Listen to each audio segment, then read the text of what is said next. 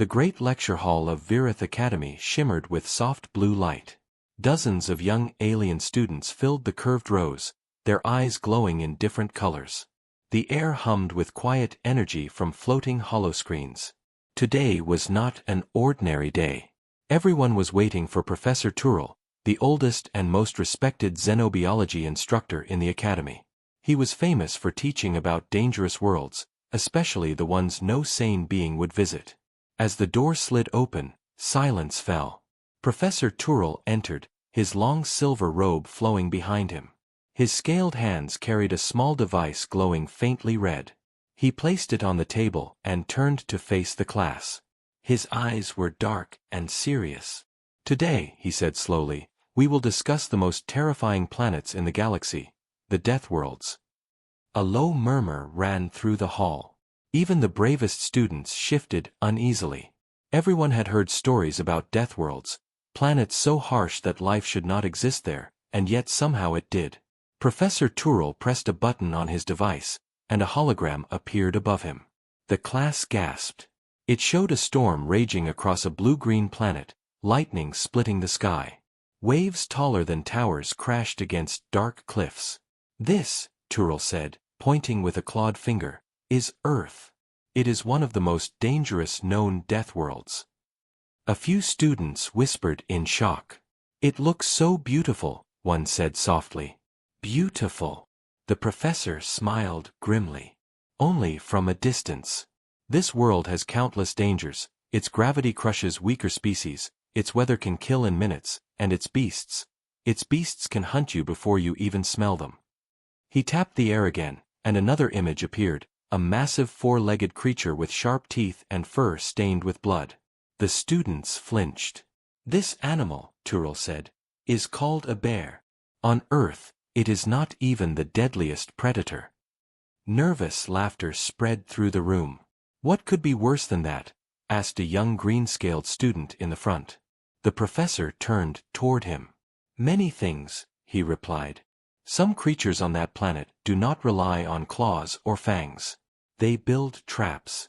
They make fire. They wage war. They call themselves humans." The word hung in the air like a curse. The laughter died instantly. The holoscreen changed again, showing images of humans, walking upright, using weapons, surviving in deserts, snow, and jungles. "These beings evolved on a planet where everything tries to kill them," Turrell continued. "They breathe poison gases, drink unclean water, and still grow stronger. They fight predators, natural disasters, and even each other. They are the true children of a death world." The class stared at the hologram in stunned silence. One student whispered, "How do they survive?" Turrell looked at her and replied, "They adapt. They fight back. They never stop. It is said that a single human can live through conditions that would destroy most of us in seconds." His tone grew darker. "Never underestimate a Deathworlder. If you meet one, run." The students murmured in fear. Some looked genuinely shaken. But in the very back of the room, one student sat still. They wore a dark learning uniform like everyone else, but their eyes were calm, steady, and strangely human-like. No one noticed that their breathing was slower, their body posture more relaxed. The quiet student listened carefully, expression unreadable. Professor Turrell walked around the room slowly, enjoying the effect of his words. He liked to scare them, it made them respect nature's power. "You see," he said, "our worlds are safe and peaceful. Our ancestors built shields to protect us. But Deathworlders were forged in chaos. Every second of their lives is a fight. Their instincts are sharp, their minds are ruthless. A Deathworld monster does not need mercy, and it does not ask for it." He stopped and looked at his students. "If you ever travel to such a planet, remember this. Fear will not save you, but arrogance will destroy you." The room was completely silent now. Even the air felt heavy. The quiet student in the back raised their eyes toward the professor. For a moment, their gaze met. The professor hesitated. Something in that look made him uneasy. It was steady, too steady, like someone who had seen real danger and survived. He quickly turned away, telling himself he imagined it. He activated another hologram, showing a mountain covered in snow. Here, he continued, the temperature can drop below what most life can endure. Yet humans climb these peaks for enjoyment. The class gasped again. They choose to suffer, someone said. They call it adventure, Tyrrell replied, his voice dry. To them, pain is not something to fear. It is something to learn from. A few students shook their heads in disbelief. One muttered, "That's insane." Another whispered, "No wonder they are so dangerous." The quiet student in the back gave a small, almost invisible smile. Professor Tyrrell looked at the time. "That will be all for today's lecture," he announced. "Remember, Deathworlds are not myths. They exist, and they remind us how fragile we are. You must learn from them, but never face them." The students began packing their devices, whispering nervously about humans and monsters. Some even looked around, as if expecting a Deathworlder to appear in the room. As the lights dimmed and the others left, the quiet student remained seated for a moment. They looked at the frozen image of Earth still glowing faintly in the air. Their voice was barely a whisper. "Not all monsters hide in the wild, Professor." Then they stood, straightened their uniform, and walked out silently. The door closed behind them with a soft hiss. Professor Tyrrell stayed behind to collect his things. When he glanced at the seats, he noticed the quiet student's name on the attendance list. His brow furrowed. It read, "Transfer Student, Origin, Classified." He frowned but dismissed it. Probably another diplomatic child, he thought. Still, the strange feeling in his chest would not leave. Outside the academy, under the twin moons of Virith, the quiet student walked alone through the misty garden paths. The night air was cool, filled with the hum of alien insects. The student looked up at the stars. One tiny blue dot shimmered faintly among them. The humans smiled softly. "Home," they whispered. The next morning, the academy halls buzzed with restless chatter. Every student who had attended Professor Tyrrell's lecture could talk of nothing else. Words like Deathworld and human passed between them like sparks of fire. Some spoke in awe, others in fear, but all carried the same uneasy curiosity. For the young minds of Virith Academy, Deathworlds had always been distant legends, tales whispered to scare hatchlings or remind them of the fragility of life. Now, after Tyrrell's vivid lesson, those legends felt too real. Professor Tyrrell himself walked briskly through the corridor, his tail flicking behind him as his mind replayed yesterday's events. He had taught about Deathworlds countless times before, but this time something felt different. Maybe it was the silence in the hall, or that one calm gaze from the back row. The eyes of that quiet student, sharp, still, almost predatory, had unsettled him in a way he could not explain. He told himself it was nothing. Perhaps just the effect of his own storytelling. But deep inside, something told him that lecture would not be forgotten easily. Inside the classroom, the students arrived early, whispering in groups. The holograms from the last session had already been erased, but their images still burned in everyone's minds. The quiet student entered last, as usual, and took a seat in the back. Their movements were smooth and silent. They placed their datapad on the desk and waited, calm and still as always. When Professor Tyrrell entered, all the whispers died. "Good morning," he said, forcing a professional tone. "I trust you all have reviewed yesterday's material." Several students nodded nervously. One raised a hand. "Professor," he said, "do Deathworld creatures ever leave their planets?" The question hung in the air like cold fog. Tyrrell frowned. "Rarely," he answered. "Their worlds are harsh, but they are home to them. Even if they wish to leave, few species would welcome such danger." Another student added quickly, "But what if they did? What if one came here?" Nervous laughter followed. "Impossible," someone said. "They would die instantly." "Would they?" the professor asked softly, his eyes narrowing. "Or would we?" The room went silent again. The quiet student kept their gaze on the holographic screen, showing no reaction. Tyrrell continued, Deathworlders are not invincible, but they are survivors. It is their instinct. Their strength does not lie only in their bodies but in their will. When trapped, they fight. When hopeless, they endure. And when all seems lost, they adapt. His voice grew slower, heavier, as if every word carried a warning. The class listened carefully, drawn in by his tone.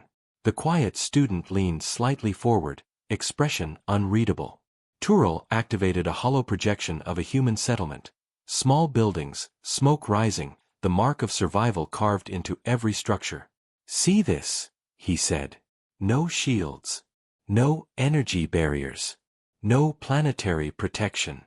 Yet they survive storms that could destroy our cities. They live beside predators that would wipe out entire colonies of other species. They endure because fear is not their weakness, it is their teacher. He paused. That is what makes them truly dangerous. A shiver ran through the class. One brave student tried to make a joke. Imagine if one of them was in this room, he said, laughing nervously. The others chuckled, though their voices trembled. We'd all be dead in minutes. The professor smiled slightly but didn't join in. You may laugh, he said, but understand this, if a Deathworlder were here, you would not know until it was too late. The laughter stopped instantly. The quiet student looked up, meeting his eyes once again. For a heartbeat, the world seemed to slow. Then they blinked, lowered their gaze, and scribbled something on their datapad. Tyrrell turned away quickly, feeling a strange chill crawl down his spine. As the lesson continued, the professor spoke about Deathworld physiology. He explained how humans could survive extreme temperatures, how their hearts pumped faster under threat instead of freezing, how their reflexes sharpened when facing death. Their minds, Tyrrell said, are designed to think under chaos. Where others see disaster, they see possibility. That is why Deathworlders are not to be studied lightly. Knowledge of them is both power and danger. His gaze swept across the class. Most students looked nervous now, some fascinated, and one, still, calm, unflinching. The quiet student's eyes held the same distant focus as before, as though listening to something deeper than words. When the class ended, students rushed out, talking all at once. I can't sleep after hearing this, one muttered. Those humans are insane. Another replied, they sound like legends, not people. They sound like nightmares, said a third. In the corner, the quiet student gathered their things. As they stood, the professor called out, You there, the transfer student. The class turned slightly, curious. The student stopped and looked up. Yes, professor? The tone was calm, polite, but there was something in the voice, steady, controlled, that made Tyrrell hesitate. I didn't get your name yesterday, he said. What do they call you? The student paused for a moment, then said softly, Aaron. Tyrrell nodded. Welcome to my class, Aaron. You seem attentive. Aaron smiled faintly. I find your lessons interesting, sir. Especially about Deathworlds. Tyrrell tilted his head. You've heard of them before? A little, Aaron replied. I've read about them. And what do you think? The professor asked, half curious, half testing. Aaron looked directly into his eyes. I think fear makes people imagine monsters. Sometimes what they fear isn't the danger, it's the truth. For a long second, no one spoke. Tyrrell felt that same chill again. Then Aaron nodded politely and walked out. The professor watched until the door slid shut. That answer, simple, calm, but strangely heavy, stayed echoing in his mind.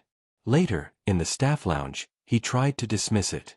The other teachers were talking about a new research field trip plan for the class, a controlled moon environment to study alien plants. A safe and simple exercise, one said. The system monitors everything. Nothing can go wrong. Tyrrell forced a smile but said nothing. Deep down, something told him the next class would not be simple. That evening, as the academy lights dimmed and students returned to their dorms, Aaron sat by the window, looking out at the twin moons. The silver light reflected in their eyes. On the desk beside them lay a small metallic pendant shaped like a planet. They held it gently, whispering, "You would call this place peaceful, wouldn't you?" Their voice was quiet but strong. "Maybe that's why they don't understand us. They've never had to fight for every breath." Outside, the wind howled faintly through the academy towers. Somewhere deep in the corridors, Professor Tyrrell walked alone, unable to shake the unease that grew stronger inside him. Something about that student felt different, familiar even. He didn't know why, but he couldn't stop thinking about one simple question. If humans were truly monsters of a death world, what would it mean if one was already here, sitting quietly in his classroom? The day after the strange conversation, the sky above Virith shimmered a faint violet. Two suns glowed dimly beyond the academy domes, casting long shadows through the halls. The air buzzed with soft mechanical hums and the distant echo of footsteps as students hurried to class. Inside the main lecture hall, Professor Tyrrell sat at his desk long before the session began. His eyes moved slowly across his notes, but his mind wasn't on them. He was thinking about Aaron, the quiet transfer student who had looked him in the eye and spoken of fear like someone who knew it too well. Tyrrell had taught thousands of students over his long life, but none had ever made him feel watched. Not in a threatening way, but in a way that made him feel small, like prey being observed by something far more capable. As the class began to fill, voices blended into a soft hum. Students greeted each other, compared assignments, and whispered about yesterday's discussion. Some joked lightly about Deathworld monsters, pretending not to be afraid, but their laughter was nervous and thin. When Aaron entered, the noise dulled for a moment. It wasn't that anyone feared them, not yet, but something about Aaron's calm, the way they moved without sound or hesitation, drew attention. They sat in the same seat at the back, posture straight, hands folded, eyes distant. Professor Tyrrell cleared his throat and began the lesson. "Yesterday," he said, "we spoke about the nature of Deathworlders, their biology, their survival, their will. Today, we discuss the psychology of fear." He pressed a control panel, and a hologram appeared in the air, a strange symbol, circular and ever-shifting, representing emotion. "Fear," he said, "is not weakness. It is nature's alarm. It keeps us alive. But when we allow fear to rule us, we stop thinking clearly. We turn what we do not understand into monsters." His voice echoed softly in the hall. "Entire wars have been started this way." The class listened quietly. A few took notes, but most were absorbed in the story-like tone of his words. He showed images of ancient alien civilizations destroyed by their own paranoia, planets burned because one species feared another. "Fear," Tyrrell continued, "can save you, but it can also blind you." He paused and looked around. "Tell me, students, what do you fear most?" The answers came hesitantly. "The dark," said one. "Losing my family," said another. "Failure," whispered a third. Then, after a moment of silence, Aaron raised a hand. The gesture was calm, deliberate. Tyrrell blinked in surprise but nodded. "Yes, Aaron." The human looked at him with steady eyes and said quietly, "I fear nothing I can see, only what hides behind silence." The room went still. The words were simple, but something in their tone carried weight, like a truth learned through pain. Tyrrell studied Aaron's face. "And why is that?" he asked. Aaron smiled faintly. "Because silence means waiting. And the most dangerous things always wait before they strike." Several students exchanged uneasy glances. One of them whispered, "That's dark." Tyrrell nodded slowly. "Interesting," he said. "A wise answer." He looked thoughtful. "But tell me, Aaron, have you ever faced something truly dangerous?" The class turned their heads toward Aaron, curious. The human's expression didn't change. "Once or twice," they said softly. "But danger is only dangerous if you panic. Most creatures die because they lose their calm, not because they're weak." The room fell silent again. Professor Tyrrell opened his mouth, then closed it. Something about that answer felt experienced. Not like theory but like memory. He changed the topic quickly, speaking about the biological responses to fear, the rush of adrenaline, the focus, the shaking. But even as he spoke, his mind kept returning to Aaron's voice. When the class ended, students began leaving one by one.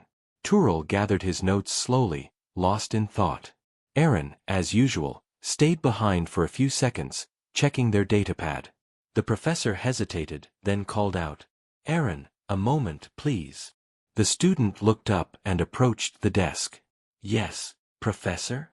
Tyrrell studied them carefully. Up close, Aaron looked no different than any other young scholar. Average height, slim, polite. But there was something in their eyes. Not fear. Not arrogance. Something older. "I've noticed," Tyrrell began, "that you seem unusually composed during these lectures. Most students find these subjects uncomfortable." Aaron gave a small smile. "Fear is only information, sir. It tells you where the danger is. And what if the danger is right beside you?" Tyrrell asked quietly. Aaron met his gaze without flinching. "Then I'd listen carefully," they said, "and decide if it's really danger, or just misunderstood." The professor froze. "You speak as if you've studied Deathworlders before." Aaron tilted their head slightly. "Maybe I've just met people who think like them." "Meaning?" Tyrrell pressed. Aaron hesitated, then said, "Meaning that sometimes, the monsters you hear about are only survivors. They do what they must because their world gives them no choice." Their tone was calm, but their eyes glinted for a second, sharp and alive. Then the expression vanished. "Anyway," Aaron said, stepping back, "thank you for the lesson, Professor." They turned and walked out, leaving Tyrrell staring after them. That night, in his private quarters, Tyrrell couldn't sleep. He sat at his desk, reviewing the Academy's student files. When he searched for Aaron, the system returned a locked entry: access restricted, diplomatic clearance required. His brow furrowed. He had clearance for nearly everything, but not this. "Strange," he muttered. "Transfer from off-world, origin undisclosed, record sealed." He leaned back in his chair. The Academy received students from many systems, some from war-torn planets seeking safety, but this level of secrecy was unusual. "Who are you, Aaron?" he whispered. Meanwhile, Aaron stood outside, in the quiet garden that overlooked the Academy domes. The night air was cool and still. They looked up at the stars, finding the tiny blue light that marked Earth's position in the endless sky. Their hand brushed the small metallic pendant again, the same one shaped like a planet. For a moment, their face softened, filled with something between pride and sadness. Then, a faint sound behind them. Footsteps. They turned slowly. It was one of the students from class, a nervous young alien named Kel. "Hey," Kel said awkwardly, rubbing the back of his neck. Sorry if I startled you. I just wanted to ask. That thing you said in class, about silence. What did you mean?" Aaron smiled faintly, almost kindly.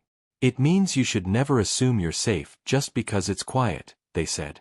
"Sometimes quiet means something's watching." Kel blinked, then laughed nervously. "You really like scaring people, don't you?" Aaron looked at him, their smile fading. "No," they said softly. "But I've learned that fear keeps people alive. You should hold onto it." Kel shifted uncomfortably, sensing something serious behind those words. Before he could respond, Aaron's eyes flicked upward, scanning the shadows among the trees. "You should go," Aaron said quietly. "It's late."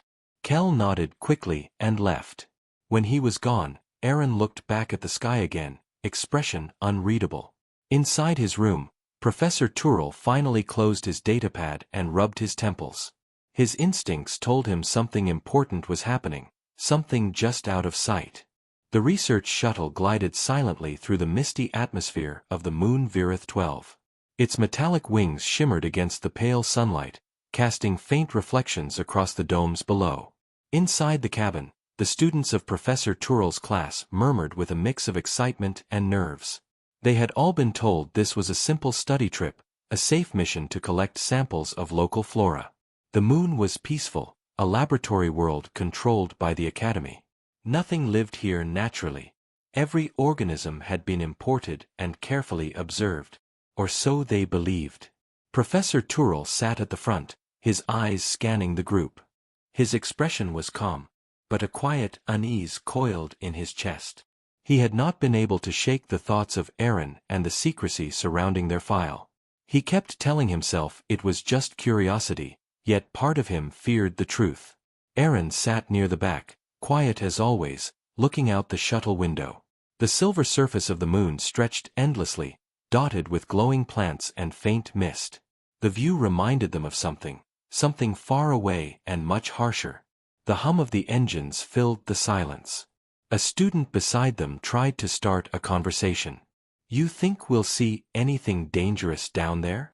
Aaron glanced at him briefly and said, "Danger doesn't always look dangerous." The other student laughed awkwardly. "You're a strange one, Aaron." Aaron smiled faintly but didn't reply. When the shuttle landed, the group stepped out onto the moon's surface. The air was cool and thin, filtered through their breathing units. Around them, enormous glass domes shimmered, each one containing a different ecosystem. One dome had forests filled with glowing vines, another held dry deserts for heat-resistant plants. The students split into groups, carrying scanners and collection tools. Tyrrell gave them instructions through the comms. "Stay within the observation zones," he said. "Do not enter restricted sections. And if anything malfunctions, return to the shuttle immediately." Everyone nodded. For a while, the trip went smoothly. The students took samples, analyzed soil, and recorded data. The soft hum of machines and the low chatter of voices filled the domes. Then, without warning, the lights flickered. Once, twice, and then everything went dark for 2 long seconds. The air buzzed with static.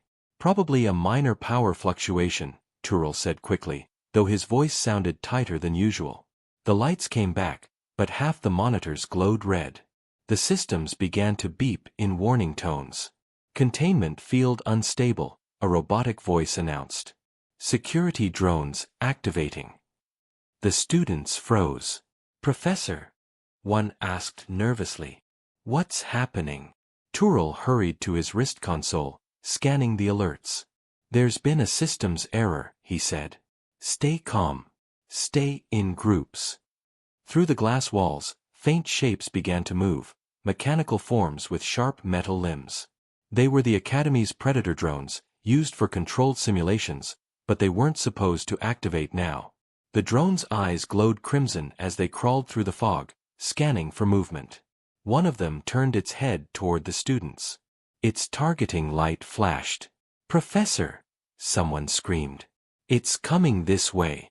Tyrrell shouted. "Back to the shuttle now." The students began to run, their footsteps echoing on the metal floor. The drones moved faster, their limbs clanking and slicing through the mist. Tyrrell tried to keep up, but debris fell from a broken light fixture, striking his shoulder and knocking him to the ground. He groaned, trying to push himself up.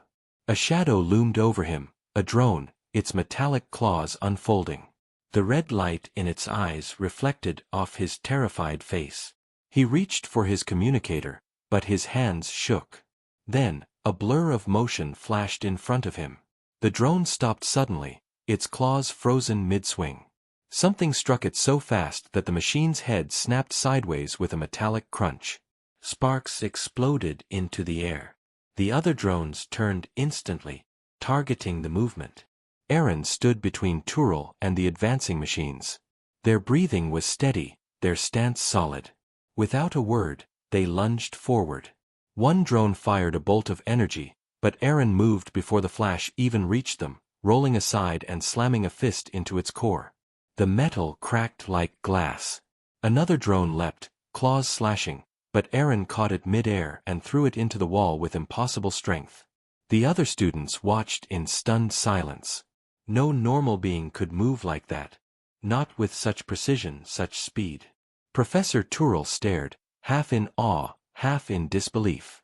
Aaron's face was calm, eyes cold and focused. Every motion was efficient, controlled, almost practiced. One by one, the drones fell, broken and sparking. The last one tried to retreat, dragging itself backward, but Aaron stepped forward and crushed its power core beneath their heel. The red lights faded, replaced by silence. For a long moment, no one spoke. The only sound was the hiss of damaged circuits cooling. Aaron turned to Tyrrell and offered a hand. "Are you hurt, sir?" they asked, voice steady, almost gentle.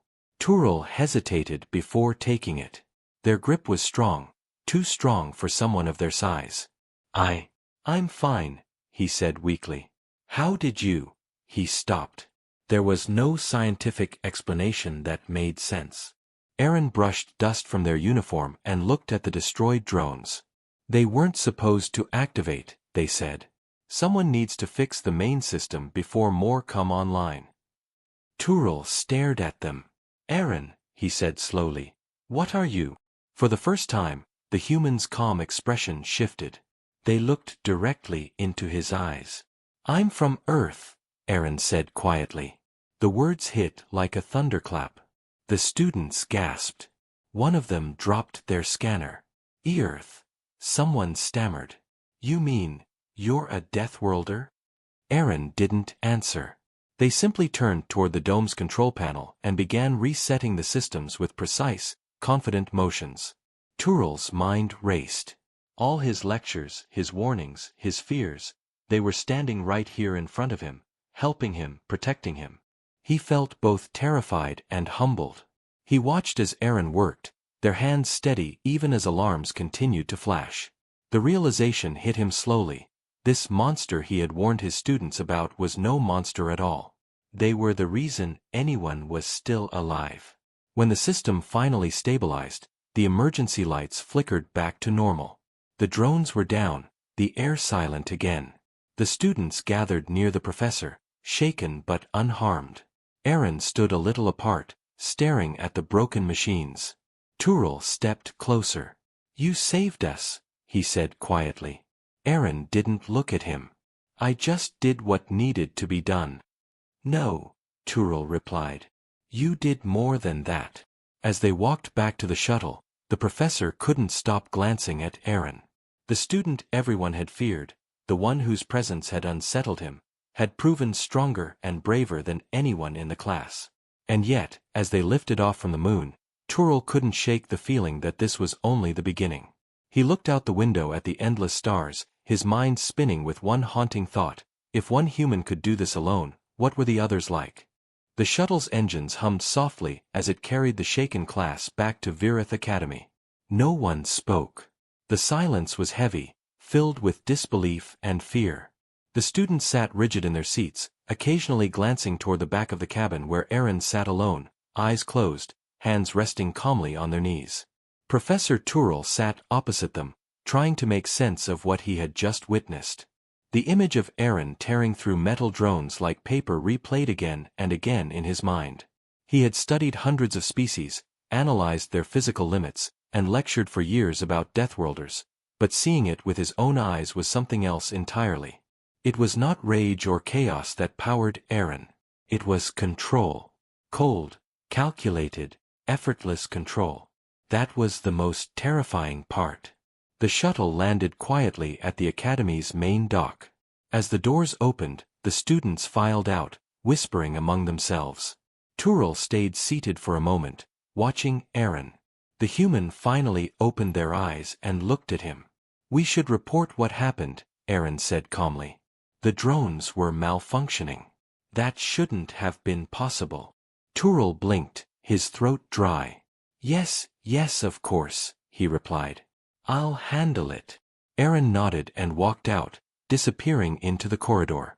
The other students kept their distance, whispering words like Deathworlder, monster, and how. None of them dared approach. Later that evening, Professor Tyrrell stood in the Academy's security office, speaking with the chief administrator, a tall insectoid alien named Varesh. The room glowed with screens displaying system logs and drone footage. "It's impossible," Varesh said, tapping a claw on the console. "The containment field was secure." There's no sign of external interference. Tyrrell frowned. Then why did they activate?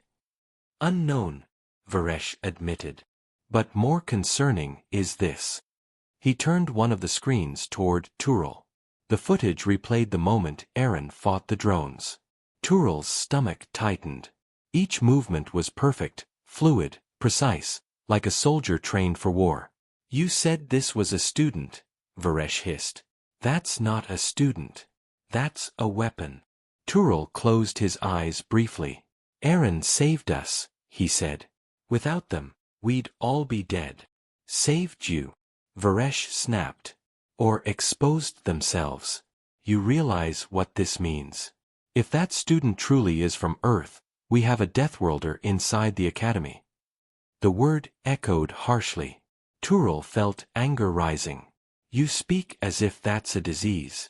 That student risked their life to save everyone. Varesh's mandibles clicked. You're letting sentiment cloud your judgment. Deathworlders are unpredictable. Their instincts saved us. Tyrrell interrupted. You didn't see the fear in those drones' eyes. No, you didn't see the precision, the restraint. Aaron didn't kill because they wanted to. They acted because they had to. Varesh leaned back slowly. I will have to report this to the council. Tyrrell's chest tightened. No, please. Give me time to speak to them first. They deserve that much. The chief administrator hesitated, then nodded reluctantly. You have 1 day. After that, the council will decide what to do. When Tyrrell left the office, the corridors felt colder than usual. Every step echoed. His thoughts twisted in conflict. He had built his life teaching fear of Deathworlds, warning others about their horrors. Yet now, after seeing one of their own, he realized how wrong he had been. Maybe the monsters were not from those worlds at all. Maybe they were born from ignorance and fear. That night, Tyrrell went to find Aaron. The student quarters were silent except for the faint hum of ventilation. He found Aaron standing by the observation window, looking at the stars.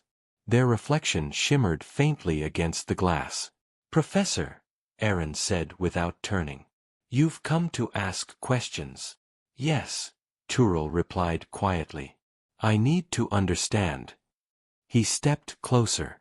When I asked what you were, you said you were from Earth. I have to ask again, what are you really? Aaron's gaze stayed on the stars. You already know, sir. I'm human. But how? Tyrrell asked, struggling for words. No humans have been recorded in this region of the galaxy for centuries. Your world was classified as restricted. Aaron smiled faintly, though there was sadness in it. You think restrictions stop us?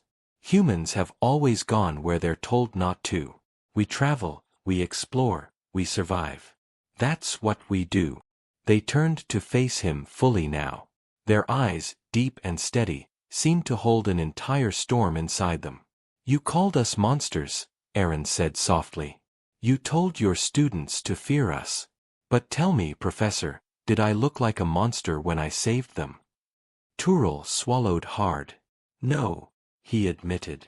You looked strong, capable, compassionate. Then maybe, Aaron said, you should change your lessons. They walked past him, brushing lightly against his arm as they did. The warmth of their touch was strangely grounding, human. You teach fear, Professor, Aaron continued, their voice calm but edged with something sharp. But fear without understanding becomes hate. And hate builds walls higher than any mountain on a Deathworld. Tyrrell felt something twist inside him, shame, perhaps, or realization. You're right, he whispered. I've spent my life studying things I've never truly seen. Aaron looked back at him. Then maybe it's time you did. For a moment, neither spoke. The silence was not empty. It was heavy, filled with truth. Then Aaron turned again toward the stars. You should tell the council, they said quietly. They'll find out anyway. It's better if it comes from you. Tyrrell frowned. They'll see you as a threat. Then they'll be right, Aaron said simply. If they make me one. The professor froze. The words weren't a threat, they were a statement of fact, spoken without anger. Aaron sighed softly. I don't want trouble, sir. I came here to learn. To see if maybe we could understand each other. But maybe I was wrong.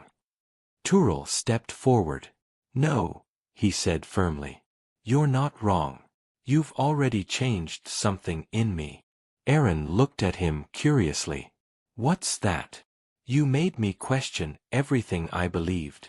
For a long time, they stood there in silence, two beings from different worlds, one born in safety, one forged in chaos. The stars outside glittered like distant fires. Finally, Aaron said quietly, then maybe there's hope after all. They walked toward the door but paused. Thank you, Professor, they said softly, for seeing me. Then they were gone. Tyrrell remained by the window, watching the stars long into the night. His heart felt heavy but alive. The universe suddenly seemed bigger than it ever had before. And somewhere in the darkness, among the endless worlds, he began to understand that the true monsters were not the ones born on Deathworlds, they were the ones who never learned to look beyond fear. Morning came with a faint blue light spilling through the Academy's glass halls. The silence that hung in the air felt different, tight, watchful. Rumors had spread across the campus overnight. Every student, every instructor whispered about the human who had destroyed the drones with their bare hands. By the time Professor Tyrrell arrived at the central atrium, he could feel eyes following him. No one spoke directly, but the tension was impossible to ignore. His communicator buzzed as he crossed the hall. A cold voice spoke through the small device. Professor Tyrrell. Report to the council chamber immediately. He didn't need to ask why. They had found out. The chamber was vast, circular, and dimly lit, built deep beneath the academy to symbolize authority and secrecy.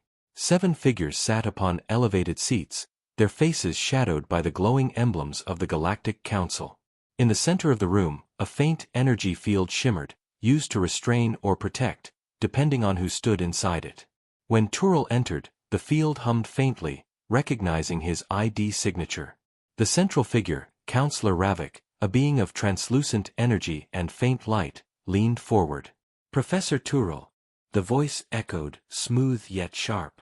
You were present during the containment failure on Virith 12. Explain what occurred. Tyrrell clasped his hands behind his back, steadying his voice. There was a system malfunction. The Predator drones activated without authorization. Several students were in immediate danger. One of them, Aaron, neutralized the threat. Ravik's light flickered faintly. Neutralized. Our records show the drones were completely destroyed. Yes, Tyrrell admitted. But only after they attacked. The room was silent for a moment. Then another counselor, a reptilian elder with dark scales, spoke. And this student is human? Tyrrell hesitated. Yes, they are. A ripple of murmurs passed through the chamber. Impossible, one voice hissed. Humans do not leave their world. They are feral. They are dangerous, another said. Ravik raised a hand, and the room fell silent again. How did this individual come to be under your instruction? Tyrrell drew a slow breath. Their records were approved by the Academy's admissions board. Their background was flagged for review, but clearance was granted. I was not informed of their origin until recently. Ravik's light dimmed slightly. Recently? You mean after you witnessed their demonstration? Tyrrell met the counselor's glowing eyes. Yes.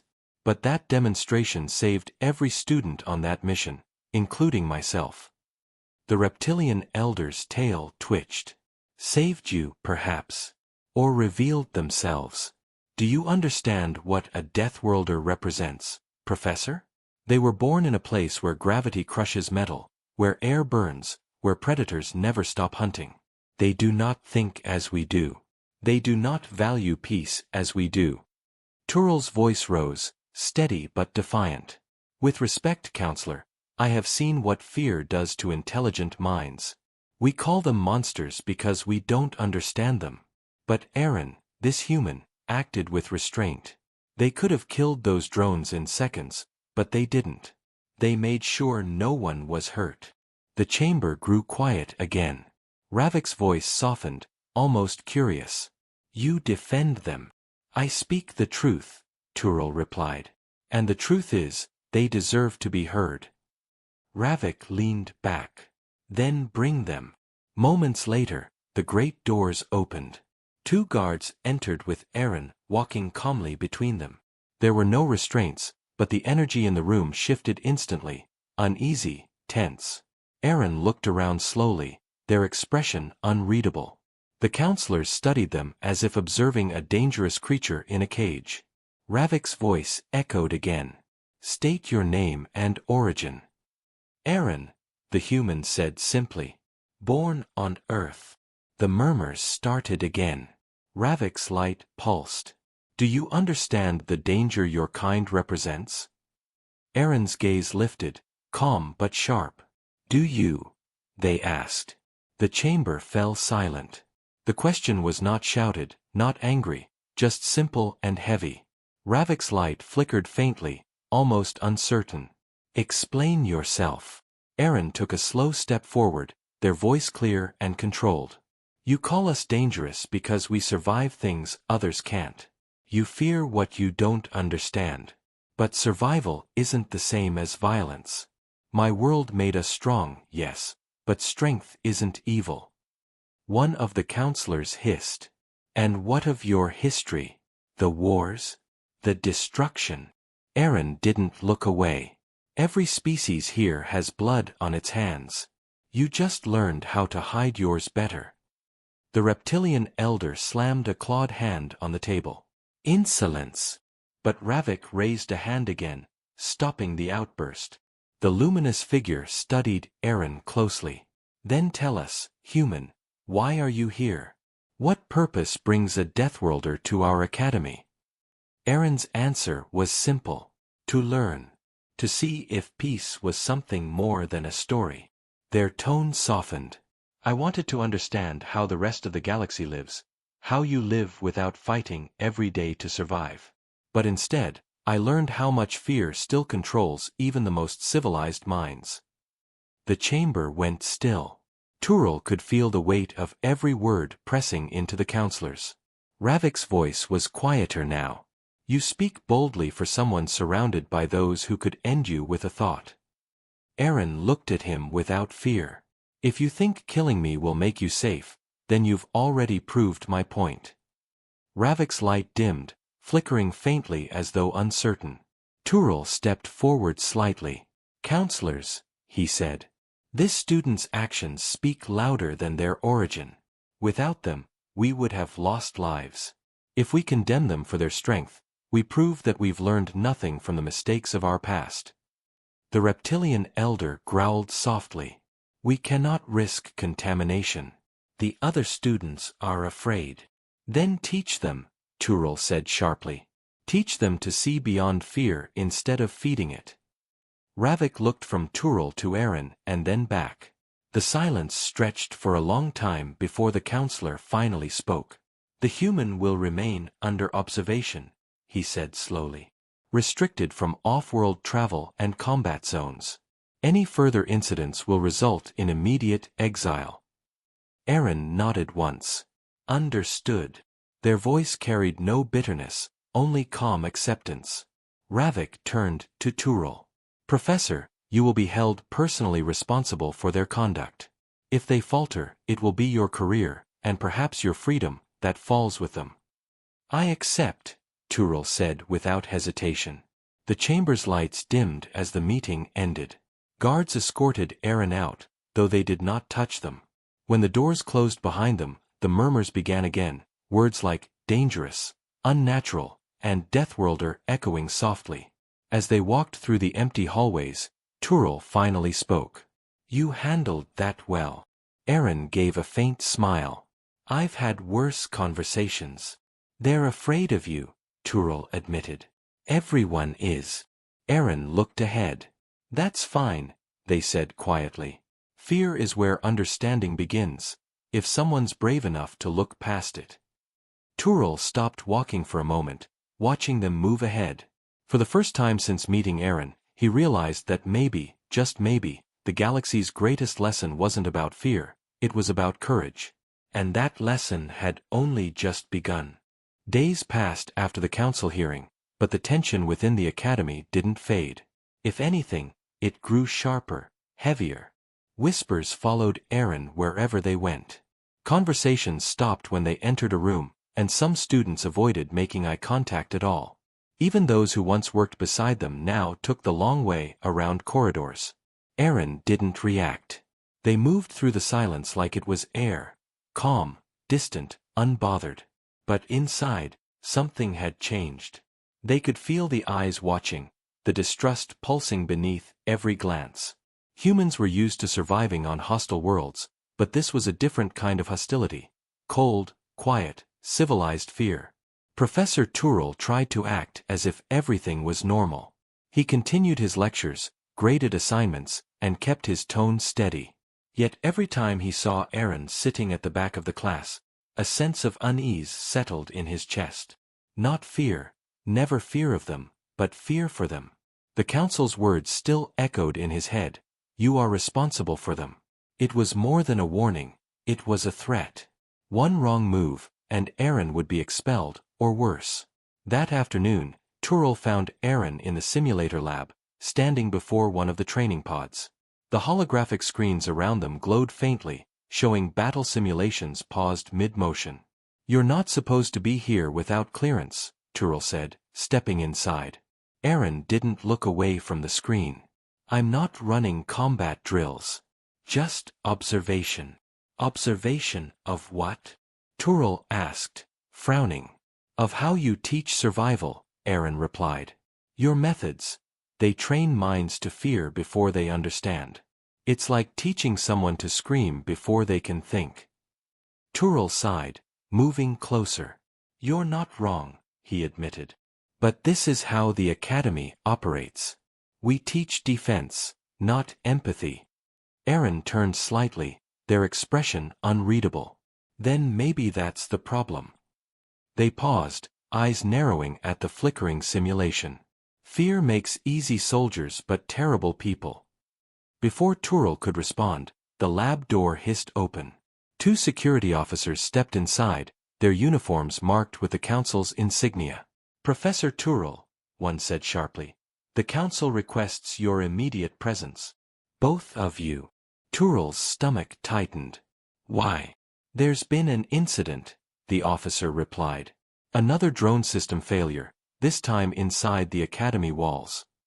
Within minutes, they were escorted to the main research wing, where the air smelled faintly of ozone and burnt metal.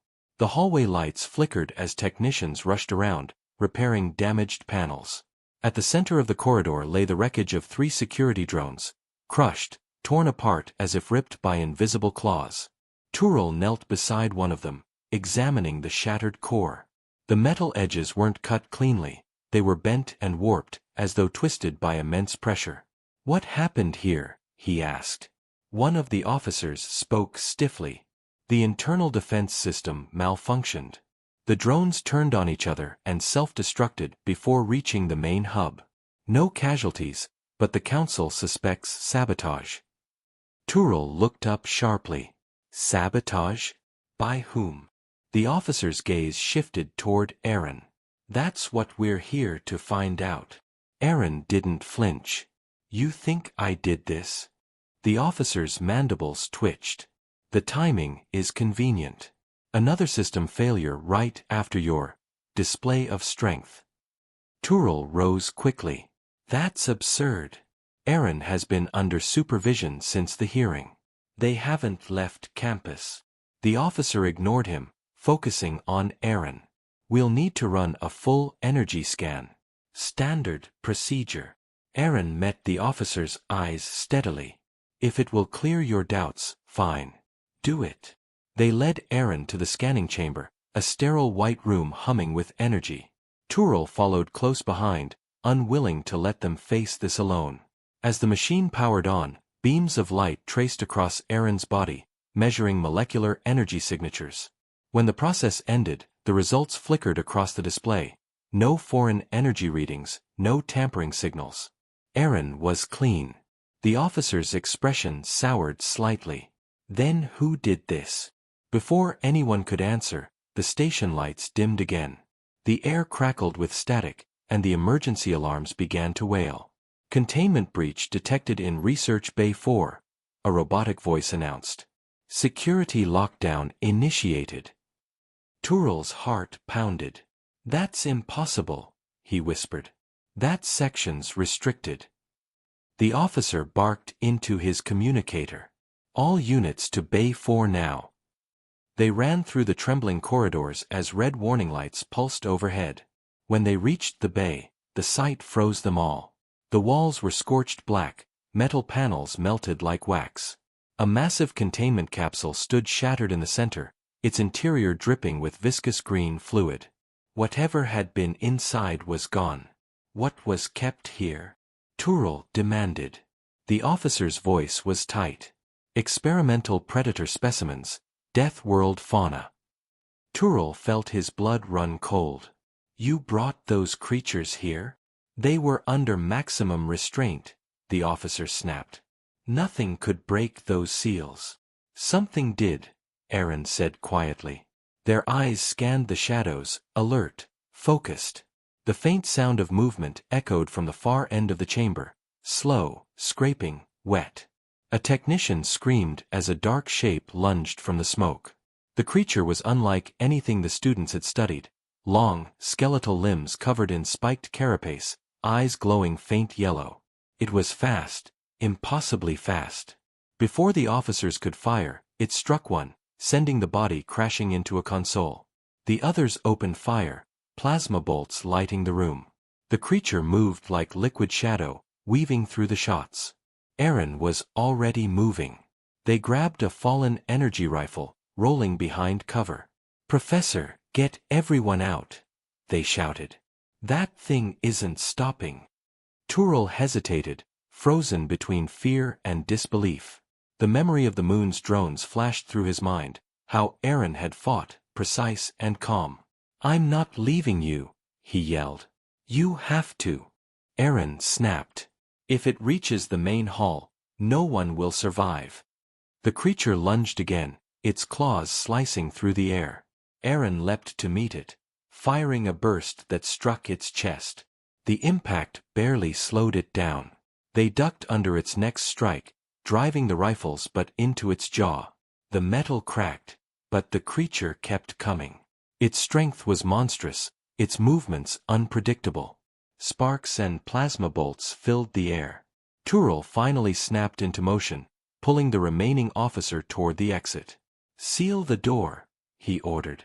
Now. The heavy blast doors slid shut, trapping Aaron and the creature inside. The sound of battle echoed behind the metal barrier. Blows, roars, and crashing debris. Then silence. Only the flicker of warning lights remained. Turel pressed a hand against the door, heart racing. Aaron, he shouted. No answer. The officer reached for the override controls, but before he could press it, a loud clang shook the hallway. The door slowly opened, smoke spilling out. A lone figure stepped through, Aaron, covered in black fluid and dust. Their breathing was heavy but steady. Behind them, the creature's lifeless form lay sprawled across the floor, torn apart. Turel stared in disbelief. You killed it. Aaron looked at the corpse for a long moment before answering softly. No. I survived it. They dropped the damaged rifle and walked past the stunned guards without another word. The academy lay under quarantine. A heavy silence blanketed the once bustling halls, broken only by the hiss of sealed doors and the hum of drones patrolling the corridors.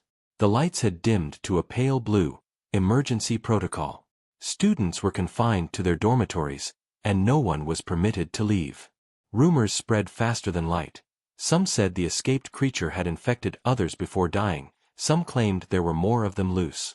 But the most dangerous whisper was the one the council feared most, that the human had survived because they were just like the monster. Aaron sat alone in the medical wing, the faint flicker of monitors casting shadows across their face. Their hands were wrapped in bandages, still streaked with faint traces of green blood from the creature. A security drone hovered silently nearby, its red eye unblinking. They didn't look at it. They didn't need to. They knew it was recording everything. Across the room, Professor Turrell argued with two council agents, his voice sharp with frustration. They need rest, not interrogation, he snapped. One of the agents, a tall avian being with metal-plated feathers, replied coldly. The council disagrees. This was the second violent incident in less than a week. We need to know what happened. Turrell turned on them, eyes burning with anger. What happened is that Aaron saved everyone again. That creature would have killed half the station if they hadn't stopped it. The avian's voice remained calm. And yet, each time destruction follows them. Tell me, Professor, how many coincidences does it take before you stop calling them coincidence? Before Turrell could answer, Aaron spoke quietly from the bed. It wasn't an accident. The room fell silent. The council agents turned toward them. What did you say? Aaron's voice was soft, but steady. The system failures, the drone malfunctions, they weren't random. Someone's been testing me. Turrell frowned. Testing you? Who? Aaron's eyes lifted, calm and cold. Someone in this academy. Maybe even someone in this room. The avian officer stepped closer. That's a bold claim, human. Do you have proof? Aaron didn't flinch. No. But whoever released that creature knew what it was capable of. They wanted to see how I'd react, how far I'd go. Turrell's thoughts raced. It made a cruel kind of sense. The council, terrified of what Aaron represented, might have engineered the entire situation just to justify their fear. You think the council orchestrated this? He asked. Aaron met his gaze. I think they wanted a reason to call me what they already believe I am, a monster. The avian officer's wings rustled irritably. You're treading dangerous ground, student. Aaron smiled faintly. So are you. The officer stiffened, but before they could respond, a voice echoed from the doorway. Enough. It was Counselor Ravik, his form shimmering faintly with light as he entered the room. Leave us, he ordered the guards. They hesitated but obeyed, the drones floating silently after them. When the door sealed, the chamber fell into an uneasy quiet. Ravik studied Aaron for a long time before speaking. You're observant, he said finally. Perhaps too much so. You believe we set these events in motion. Didn't you? Aaron asked calmly. You call yourself protectors of peace, but what you protect most is your own fear. You needed proof that your stories about Deathworlders were true. Ravik's light dimmed slightly. You misunderstand our purpose. We maintain order. If a single human, one of the most dangerous species in existence, walks among the stars, we must know if they can be trusted. Aaron leaned forward. Then maybe the question isn't whether I can be trusted. Maybe it's whether you can. Ravik's form pulsed brighter for a moment. You speak boldly for a creature surrounded by those who see you as a threat. And yet, Aaron said quietly, you still need me. The words hung in the air like a blade. Ravik regarded them in silence. The creature that escaped was not one of ours, he said slowly. It was sent here. By who? Turrell asked, startled. Ravik turned to him. We don't know. Its genetic signature doesn't match any catalogued Deathworld species. It was something new. Something built. His voice darkened. Someone wanted it here, perhaps for the same reason you suggested, to test the human. Turrell felt his heart drop. You mean there's someone outside the council manipulating this? Yes, Ravik said gravely. And they succeeded. The academy is in chaos, and trust in our control is weakening. Fear spreads easily when the word Deathworlder is involved. Aaron stood, wincing slightly but steady on their feet. Then whoever's doing this isn't finished. They looked at Tyrell. You should evacuate the students. Now. You think they'll attack again? No, Aaron said quietly. I think they already have. Before anyone could respond, the lights flickered violently. The alarms screamed. The red emergency lights bathed the room in harsh color. Containment breach detected, the system announced. Sections 3 through 7 offline. Ravik's glow flared. They're targeting the power grid. Tyrell rushed to the control panel. That's the central sector, right below the reactor. They ran through the corridors as chaos erupted. Students and staff poured out of rooms, guided by drones toward evacuation zones. The walls shuddered with distant explosions. The air reeked of ozone and burning metal. Aaron led the way, moving like a soldier who had done this 1,000 times before. When they reached the main generator chamber, the sight froze them. Massive power conduits torn apart, sparks leaping across the air, and standing in the center, another creature. Taller than the last, its body was covered in metallic plates that shimmered like liquid steel. It turned its head slowly, fixing glowing crimson eyes on them. Everyone back! Aaron shouted, pushing Tyrell behind a console. Ravik raised his hand, light energy forming a shield around them. The creature roared, a sound that made the air vibrate. Then it charged. Aaron met it head-on. Their movements were pure instinct, fast, brutal, precise. They ducked under a sweeping claw and drove a metal rod into the creature's side. It screamed, swinging wildly. The impact threw Aaron across the floor, crashing into a pillar. Tyrell shouted their name, but Aaron was already moving again, blood running down their temple. Hit the coolant valves. Aaron yelled. Overload the chamber. That'll blow the whole section. Tyrell shouted back. Exactly. Aaron's voice was fierce. It's the only way to stop it. Ravik hesitated, then nodded grimly. Do it. Tyrell slammed his hand on the control panel, bypassing the safety locks. Warning lights flashed red. The temperature in the chamber plummeted, frost spreading across the walls.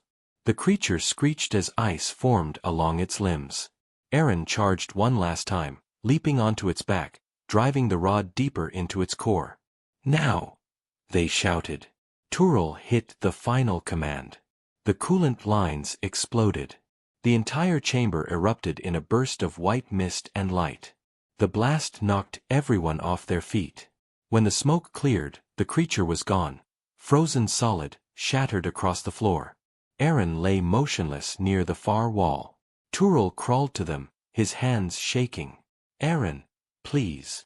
For a moment, there was no response. Then, faintly, they coughed. Still here, Aaron whispered weakly. Tyrell exhaled shakily, relief flooding his chest. Ravik watched silently, the light of his body dimming in thought.